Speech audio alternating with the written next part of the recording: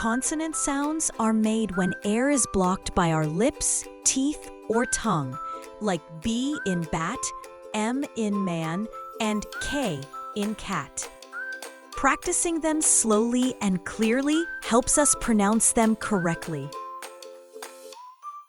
While single consonants sound simple, pairing them forms blends or clusters, such as PL in play or ST in stop. Consonant clusters occur when two or more consonants come together without a vowel, like blah in blue.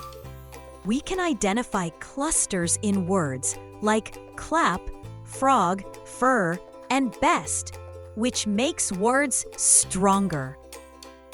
Using clusters correctly allows us to form new words like prince, flag, FL, and street, STR.